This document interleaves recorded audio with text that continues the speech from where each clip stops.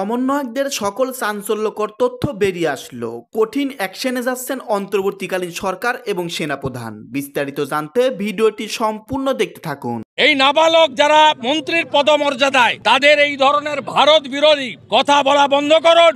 সব দলের সাথে আলোচনার মাধ্যমে সরকারকে জাতীয় ঐক্য সৃষ্টির আহ্বান জানিয়েছেন বিএনপি মহাসচিব মির্জা ফখরুল ইসলাম আলমগীর। প্রধান উপদেষ্টার সাথে রাষ্ট্রীয় অতিথি ভবন যমুনায় সাক্ষাৎ শেষে কথা বলছেন বিএনপি মহাসচিব মির্জা ফখরুল ইসলাম আলমগীর। নিয়ে অতি দ্রুত এই বিষয়গুলো শান্তিপূর্ণ সমাধানের ব্যবস্থা করবেন।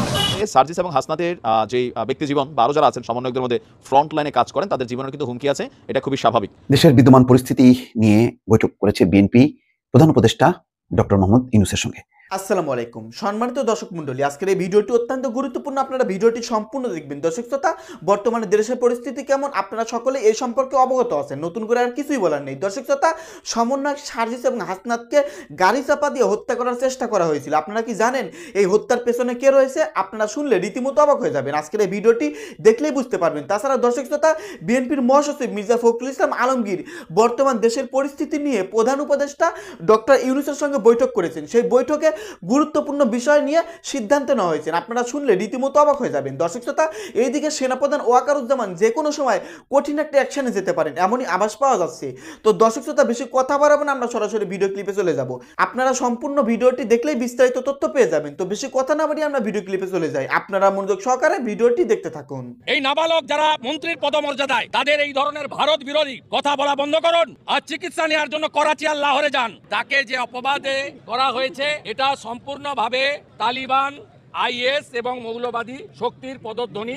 বাংলাদেশের তত্ত্বাবধায়ক সরকারের এক প্রশাসক সরাসরি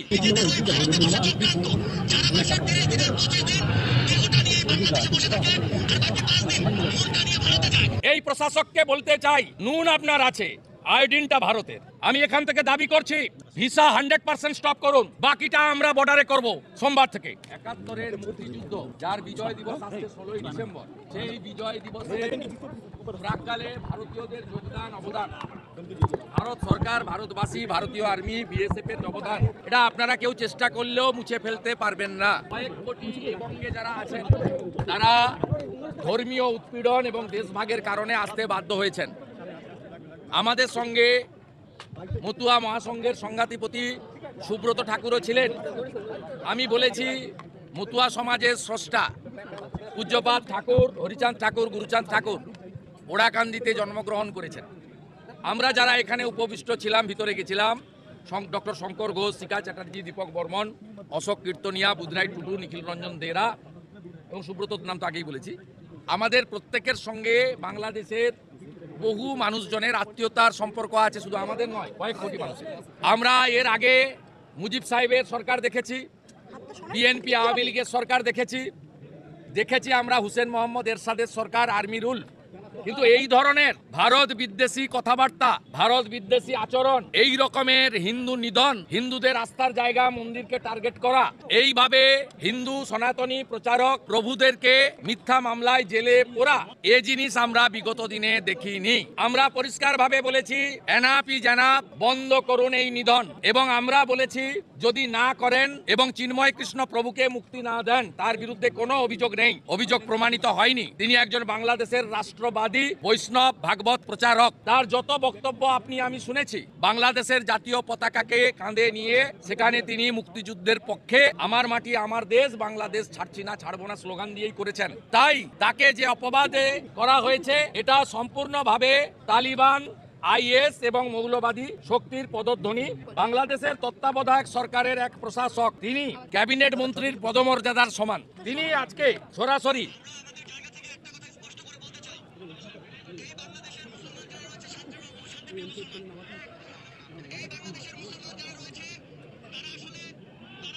হোয়াট এ লাক রে ভাই! যেই ঘটনা একটু আগে ঘটছে, এতক্ষণে সারা বাংলাদেশ তোলপাড় হয়ে যেত। ভাগ্য ভালো, অনেক দূর যাবে এই সার্জিস এবং হাসনাত। মাত্র কিছুক্ষণ আগে অল্পের জন্য প্রাণে রক্ষা পেয়েছে সার্জিস এবং হাসনাত। আপনারা জানেন যে চট্টগ্রামে একটা বড় ধরনের আজকে তারা কি বলে যে প্রোগ্রাম করেছিল। শহীদ অ্যাডভোকেট সাইফুল ইসলাম আলিফ ভাইয়ের কবর জিয়ারত করে ঢাকায় ফিরছিল সার্জিস এবং হাসনাত, আর এর মাঝখানেই ঘটেছে সেই ঘটনা। আমরা যদি দেখি যে গেল সন্ধ্যা 7:30টার দিকে চট্টগ্রাম কক্সবাজার মহাসড়কের চুনুতি ইউনিয়নের হাজি রাস্তার মোড়ে তাদেরকে মানে যে গাড়িটা, কোনো কোনো পত্রিকা বলছে যে সড়ক দুর্ঘটনার কবলে সার্জিস হাসনাত, আর কোনো কোনো পত্রিকা লিখছে যে ট্রাক চাপা দিয়ে তাদেরকে হত্যার চেষ্টা করা হয়েছে। লোহাগড়া থানার দায়িত্বরত সহকারী উপপরিদর্শক মোহাম্মদ আলিম তিনি বিষয়টি নিশ্চিত করেছেন। আপনারা যে ছবিগুলো দেখছেন এই ছবিগুলো হচ্ছে সার্জিস এবং হাসনাত যে গাড়ি করে চট্টগ্রাম থেকে ঢাকা যাচ্ছিল, সেই গাড়িটিতে ট্রাকের যে চাপা বা সংঘর্ষের যেই ঘটনা এটারই ছবি। ঘটনার সঙ্গে সঙ্গে জড়িত ট্রাকটিকে জব্দ করা হয়েছে। বিষয়টি নিয়ে একটি আইনগত প্রক্রিয়া চলছে। এখন এই যে ঘটনাটা, বাংলাদেশে সড়কে প্রতিদিন এরকম হাজার হাজার ঘটনা ঘটছে, শত শত ঘটনা ঘটছে। তবে যেহেতু সার্জিস এবং হাসনাত এই মুহূর্তে পলিটিক্যালি খুবই গুরুত্বপূর্ণ, বা বর্তমানে বাংলাদেশ রাষ্ট্রে জুলাই আগস্ট অভ্যুত্থান পরবর্তী তাদের প্রাণনাশের হুমকি আছে, এটা খুবই সিম্পল একটা হিসাব। আবার সড়কে এমনি তো অ্যাক্সিডেন্ট ঘটে, এইটাও কিন্তু খুবই সিম্পল হিসাব। তবে যখন কোনো বড় মানুষ, বড় ব্যক্তিত্বরা এই সড়ক দুর্ঘটনার কবলে পড়েন, তখন হয়তো এগুলো নিউজ হচ্ছে, কিন্তু প্রতিদিন সাধারণ মানুষ, শত শত মানুষ প্রাণ ঝরে যাচ্ছে। এখন এই বিষয়টিকে হালকাভাবে নিচ্ছে না আমাদের আইনশৃঙ্খলা বাহিনী।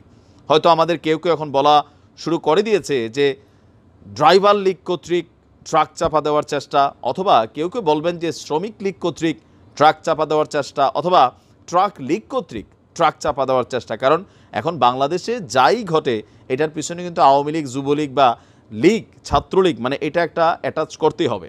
তো এরকম হইতে পারে। এখন বিষয়টা দুই রকমই হতে পারে। পুলিশ বলছে বিষয়টিকে তারা খতিয়ে দেখছে, ড্রাইভারকে ব্যাপক জিজ্ঞাসাবাদ করা হবে, আর এরপরে হয়তো তার কাছ থেকে পাওয়া তথ্য সামনে আনা হবে। তা আমরা খুব আশ্চর্য হবে না যে ড্রাইভার এমন সরল স্বীকারোক্তিও দিতে পারে যে ভাই ঠিক আমারে কেউ 20,000 টাকা দিছে অথবা 50,000 টাকা দিছে, বলছে যে ট্রাকটা দিয়ে তুমি গাড়ি চাপা দাও। এইরকম বক্তব্য আমরা ইতিপূর্বে বাংলাদেশের বিভিন্ন সময়ে আসতে দেখছি। আবার এমনও হতে পারে যে না, এটা নিছকই একটা দুর্ঘটনা। তবে সার্জিস এবং হাসনাতের যেই ব্যক্তি জীবন বা আরও যারা আছেন সমন্বয়কদের মধ্যে ফ্রন্ট লাইনে কাজ করেন, তাদের জীবনের কিন্তু হুমকি আছে, এটা খুবই স্বাভাবিক। আর সেই ক্ষেত্রে যে কোনো একটা ঘটনা ঘটাইয়া আওয়ামী লীগের উপরে কিন্তু দোষ আসতে পারে, আবার আওয়ামী লীগ নিজেরাও ঘটনা ঘটাইতে পারে। এখন সার্জিস হাসনাতের কোনো কিছু হইলেই গণহারে এটা সবাই মনে করবে আওয়ামী লীগ ঘটাইছে, সারা বাংলাদেশে আরেকটা তোলপাড় অবস্থান তৈরি হবে। আবার আওয়ামী লীগ না ঘটালেও এটা আওয়ামী লীগের উপর চাপানো হবে। আবার আওয়ামী লীগ নিজেও ঘটাইতে পারে, অনেক নেতাকর্মীরা যে এদের কারণে আমাদের জীবন শেষ, অস্বাভাবিক কিছু না। বাংলাদেশে কোনো কিছু হালকা নেওয়ার সুযোগ নেই। তো যাই হোক, এই যাত্রায় বেঁচে গেছেন, তাদের শারীরিকভাবে তেমন কোনো ক্ষয়ক্ষতি হয় নাই, তবে গাড়িটা ক্ষতিগ্রস্ত হয়েছে। দেশের বিদ্যমান পরিস্থিতি নিয়ে বৈঠক করেছে বিএনপি প্রধান উপদেষ্টা ডক্টর মোহাম্মদ ইউনূসের সঙ্গে। বৈঠকটি খুবই গুরুত্বপূর্ণ। সাম্প্রতিক সময়ে যেই পরিস্থিতি তৈরি হয়েছে তাতে এমন একটি বৈঠক খুবই জরুরি ছিল। সেই বৈঠকে বিএনপি জাতীয় ঐক্য গঠনের উদ্যোগ নেওয়ার আহ্বান জানিয়েছেন প্রধান উপদেষ্টার প্রতি। প্রধান উপদেষ্টার পুরো বক্তব্য এখনো পাওয়া যায়নি দর্শক, কি বলেছেন, কিন্তু বিএনপি জাতীয় ঐক্য গঠনের উদ্যোগ নেওয়ার পাশাপাশি বেশ কিছু মৌলিক দাবি করে এসছে, তার মধ্যে নির্বাচন অন্যতম। তিনি বলছেন যে বিএনপি চায় যে প্রয়োজনীয় সংস্কার শেষ করে নির্বাচনের রোড ম্যাপ ঘোষণা করতে, অর্থাৎ সংস্কার এবং নির্বাচনের যেই প্রক্রিয়াগুলো সেটি যাতে একসাথে চলে, তেমন একটি কথা বলে এসছে। এছাড়া নির্বাচন কমিশন পুনর্গঠন, নির্বাচন আইন সবার সঙ্গে আলোচনা করে সেটি তৈরি করা, এই দাবিগুলি খুবই বর্তমান অবস্থায় খুবই প্রাসঙ্গিক। ইতিমধ্যে নির্বাচন আইন অনুযায়ী নির্বাচন কমিশন গঠন হয়ে গেছে, তারপরও বিএনপি বলছে যে সব রাজনৈতিক দলের সঙ্গে আলোচনার ভিত্তিতে নতুন নির্বাচন কমিশন গঠন করতে হবে। এটা একটা নতুন দাবি নিঃসন্দেহে, এবং নতুন নির্বাচন কমিশনকে স্বাগত জানানোর পর এখন এই নির্বাচন কমিশন কি পরিবর্তন নাকি পরবর্তী সময়ের জন্য যাতে নতুন আইন অনুযায়ী করা হয় সেটা এখনো পরিষ্কার বুঝলাম না দর্শক। খবরে যেটি বলা হচ্ছে, দেশের শান্তি বিনষ্টকারী শক্তিকে প্রতিহত করতে রাজনৈতিক দলের সঙ্গে আলোচনা করে জাতীয় ঐক্য গঠনের উদ্যোগ নেওয়ার আহ্বান জানিয়েছে বিএনপি। বুধবার সন্ধ্যা 7:30টায় রাষ্ট্রীয় অতিথি ভবন যমুনার সামনে সাংবাদিকদের সামনে এই কথা বলেন বিএনপির মহাসচিব মির্জা ফখরুল ইসলাম আলমগীর। তিনি জানান, প্রধান উপদেষ্টা ডক্টর মোহাম্মদ ইউনূসের সঙ্গে বৈঠকে জাতীয় ঐক্য গঠনের উদ্যোগ নেওয়ার আহ্বান জানিয়েছেন তারা। এর আগে সন্ধ্যা 6টায় রাষ্ট্রীয় অতিথি ভবন যমুনায় প্রধান উপদেষ্টার সঙ্গে বৈঠকে বসেন বিএনপির প্রতিনিধি দল। বিএনপির মহাসচিবের নেতৃত্বে প্রতিনিধি দলে ছিলেন দলের স্থায়ী কমিটির সদস্য মির্জা আব্বাস, নজরুল ইসলাম খান, আমির খুসরো মাহমুদ চৌধুরী এবং সালাউদ্দিন আহমেদ। বৈঠক শেষে মির্জা ফখরুল বলছেন, গত কয়েকদিনের কর্মকাণ্ড নিয়ে আমাদের দলের পক্ষ থেকে যে উদ্বেগ, সেই উদ্বেগের কথা আমরা প্রধান উপদেষ্টাকে জানাতে পেরেছি। আমরা আশা করি প্রধান উপদেষ্টা এই বিষয়টি দ্রুত শান্তিপূর্ণভাবে সমাধানের ব্যবস্থা করবেন। দেশের জন্য এমন কোনো পরিস্থিতির সৃষ্টি না হয় যাতে বিভাজন সৃষ্টি হয়। তিনি বলেন, এখন যেটা সবচেয়ে বেশি প্রয়োজন তা হলো জাতীয় ঐক্য। আমাদের সামনে অনেক বড় চ্যালেঞ্জ আছে, সেই চ্যালেঞ্জ মোকাবেলা করার জন্য, বিশেষ করে বাংলাদেশের স্বাধীনতা ও সার্বভৌমত্বের জন্য হুমকি হয়ে দাঁড়ায় অথবা স্থিতিশীলতা বিনষ্ট করতে চায়, তাদের প্রতিহত ও প্রতিরোধ করার জন্য আমাদের অবশ্যই জাতীয় ঐক্য গড়ে তুলতে হবে। এই কথাগুলো আমরা বলে এসেছি। টিসিবির ট্রাক বাড়ানোর কথা বলা হয়েছে, যে দ্রব্যমূল্যের ঊর্ধ্বগতির কারণে টিসিবির ট্রাক যাতে বাড়ানো হয়, এই বিষয়ে উদ্বেগ প্রকাশ করেছে। ইউনিয়ন পরিষদ ভেঙে দিতে নির্বাচন দিতে হবে, অর্থাৎ ইউনিয়ন পরিষদ ভেঙে দিয়ে, যেহেতু সিটি কর্পোরেশন এবং পৌরসভা ভেঙে দেওয়া হয়েছে, এখন ইউনিয়ন পরিষদ ভেঙে দিয়ে পরবর্তী নির্বাচন করতে হবে। এই রাজনৈতিক দলগুলোর সঙ্গে আলোচনা করেই এই বিষয়টি সিদ্ধান্ত নেওয়ার আহ্বান জানিয়েছেন তিনি। নির্বাচনের রোড ম্যাপ ঘোষণা জরুরি। তিনি বলছেন, আমরা এটাও বলেছি সবচেয়ে বেশি প্রয়োজন নির্বাচনী সংস্কারগুলো সম্পূর্ণ করে যত দ্রুত সম্ভব নির্বাচনের রোড ম্যাপ ঘোষণা করা অত্যন্ত জরুরি। প্রসঙ্গত, এর আগে 23শে অক্টোবর যমুনায় প্রধান উপদেষ্টা ডক্টর মোহাম্মদ ইউনূসের সঙ্গে বৈঠক করেন বিএনপির 3 নেতা। তখন আমির খুসরো মাহমুদ চৌধুরী এবং সালাউদ্দিন আহমেদ ছিলেন। বৈঠকে নজরুল ইসলাম খান বলেন, দেশে যাতে নতুন করে সাংবিধানিক সংকট না হয় সেই জন্য তারা সরকারকে খেয়াল রাখতে বলেছেন।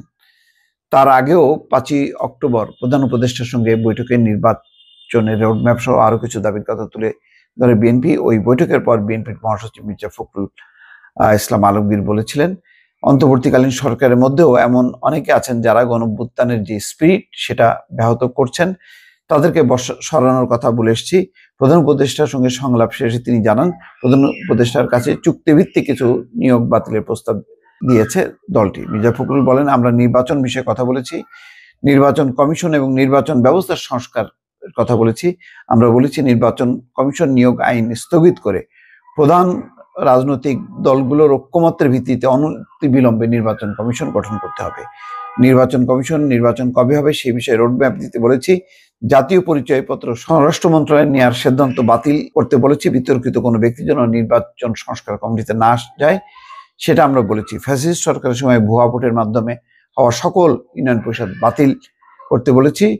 সেই সঙ্গে 2014, 18, 24 সালের নির্বাচনের সময় যারা প্রধান নির্বাচন কমিশনার এবং কমিশনার তাদের ছিলেন, তাদের ভুয়া এবং পক্ষপাত দুষ্ট নির্বাচন আয়োজনকারীদের বিরুদ্ধে ব্যবস্থা নেওয়ার দাবি জানিয়েছি। অনেকগুলো দাবি দেওয়া পেশ করা হয়েছে। দেখা যাক প্রধান উপদেষ্টার পক্ষ থেকে কি ঘোষণা দেওয়া হয় এই বিষয়ে। দর্শক, সম্মানিত দর্শক মণ্ডলী, আপনারা বিস্তারিত ভিডিওতে তথ্য পেয়ে গেলেন যে বিএনপির মহাসচিব মির্জা ফখরুল ইসলাম আলমগীর প্রধান উপদেষ্টা ডক্টর ইউনূসের সঙ্গে বৈঠক কেন করেছেন, কিসের জন্য করেছেন, সেই বৈঠকে কি কি আলোচনা হলো, কি কি বিষয়ে সিদ্ধান্ত নেওয়া হলো। দর্শক শ্রোতা, আপনারা চাঞ্চল্যকর আলোচনা শুনতে পারলেন। আর এইদিকে খুবই আশ্চর্যকর বিষয় হলো, বৈষম্য বিরোধী ছাত্র আন্দোলনের প্রধান 2 জন সমন্বয়ক সার্জিস এবং হাসনাতের গাড়ি বহরে হামলা করা হয়েছে, তাদেরকে হত্যা করার চেষ্টা করা হয়েছিল, কিন্তু আল্লাহর রহমতে তারা 2 জন পানে বেঁচে গেছে। দর্শক শ্রোতা, এদের পেছনে কে রয়েছে? অনেকেই বলতেছে ভারত সরাসরি এদের সঙ্গে জড়িত। ভারতের শেখ হাসিনা বসে সার্জিস আলম এবং হাসনাত আবদুল্লাহকে হত্যা করার চেষ্টা করেছে, কিন্তু তারা ব্যর্থ হয়েছে। দর্শক শ্রোতা, খুবই কঠিন অ্যাকশনে যাচ্ছেন কিন্তু সমন্বয়করা এবং সেনাপ্রধান ওয়াকারুজ্জামান। যে কোনো সময় আপনারা নতুন কোনো সিদ্ধান্ত পেয়ে যাবেন। যাই হোক, এই সম্পর্কে নতুন করে কিছু আর বলতে চাচ্ছি না। আপনারা যদি কিছু বলতে চান, আপনাদের গুরুত্বপূর্ণ মতামত ভিডিওর কমেন্ট বক্সে অবশ্যই ঝটপট জানিয়ে দিবেন। ধন্যবাদ আজকের ভিডিওর সঙ্গে সম্পূর্ণ আকারে থাকার জন্য।